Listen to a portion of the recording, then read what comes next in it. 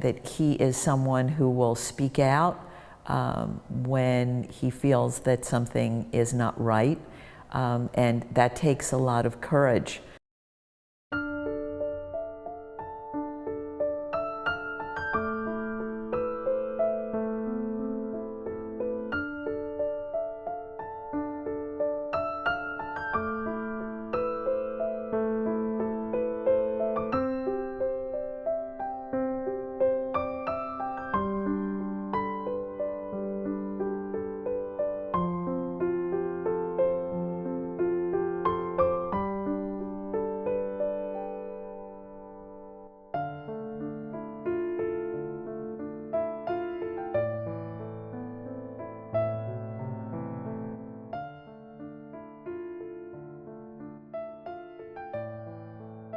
I'm Professor Roberta Rosenberg, and I teach at Christopher Newport University, which is part of the state university system in Virginia.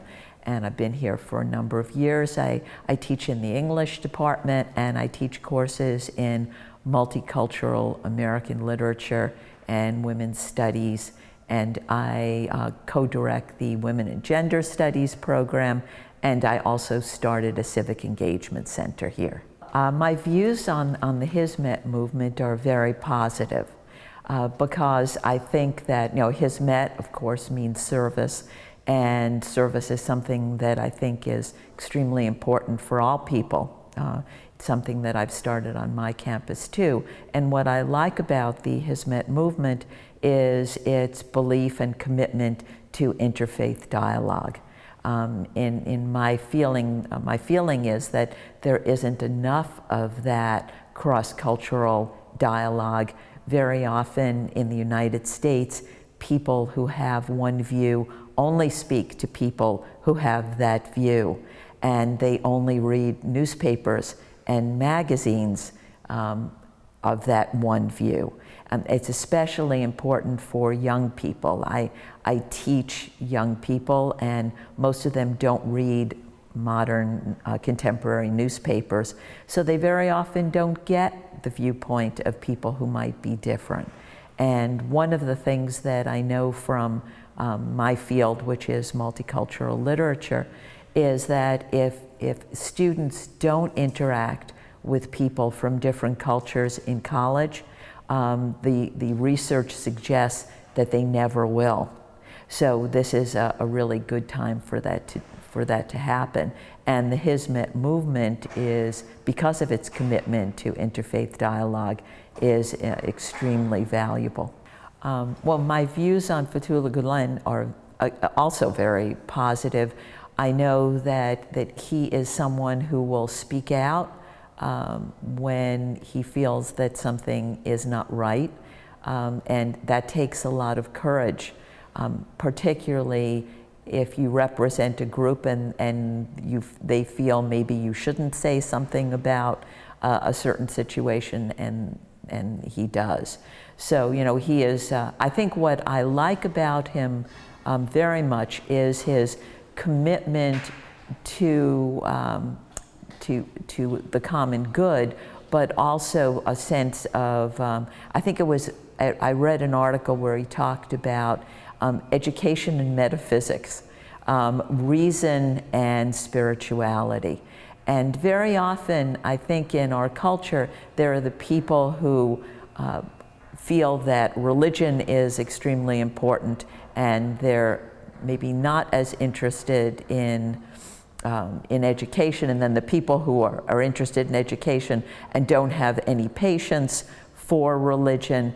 And I think that what I like about him is his commitment to balance the interests of the spiritual and the interests of the logical and reasonable. And that is unfortunately rare. So I think that is a very good thing.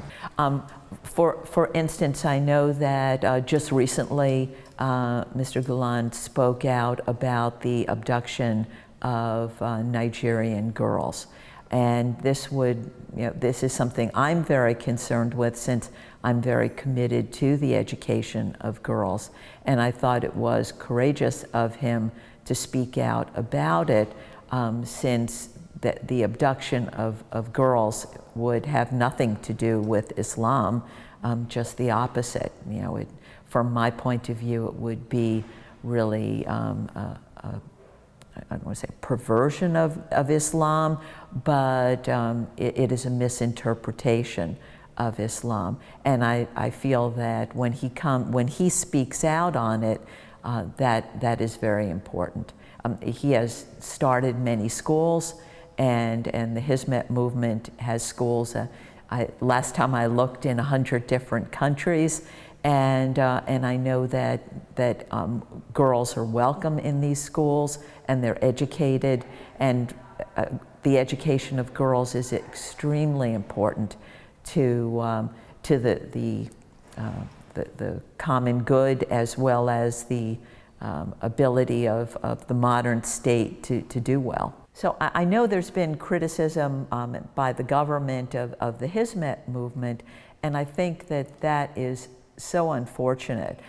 My experience with the Hizmet movement has been that it is, committed to the most idealistic notions of dialogue and education and social justice, and not at all really political in its orientation. So I find sometimes when, and this is true in the United States as well, when leaders get themselves into political trouble, they look to blame someone. I find that sometimes in this country, as well as in other countries, when leaders get themselves into difficulty, they might look for a scapegoat. They might look for someone to blame. And this is very unfortunate, because I think that Mr. Erdogan, if he wants to work with the West and wants to work with countries outside of Turkey, would find a real help and aid in the Hizmet movement, because they're a catalyst. They make it possible for people who might not know much about Turkey and might not know much about Islam to understand something about the country as well as the religion. And that would be past the usual stereotypes that we read, and then some of them are sensational stereotypes and negative that we read in our press. So it is really unfortunate that he would not see the Hizmet movement as an ally, because it certainly could be. I know that Mr. Erdogan has criticized the Hizmet movement, and I suppose that he's criticized the Hizmet movement for speaking out. But in the United States, we are very committed to free speech. We actually believe that it's the duty of every citizen who cares about the country to speak out and to express a view. And sometimes you criticize your government, but you do it with love, in the same way that you might criticize someone in your family that you love, because what you want to do is to make the situation better. And it won't get better if people just sit and take what they feel is not right, but not do anything about it. So, I think that free speech is for us is considered a First Amendment. It's one of our primary goals, and it's one of our primary rights. And in a contemporary society, we would hope that that would be true in all societies, so that it's important for a government to understand that. And I wish that Mr. Erdogan realized that when people speak out and disagree with him, that they're not disagreeing with Turkey, they're actually trying to make life better for everyone.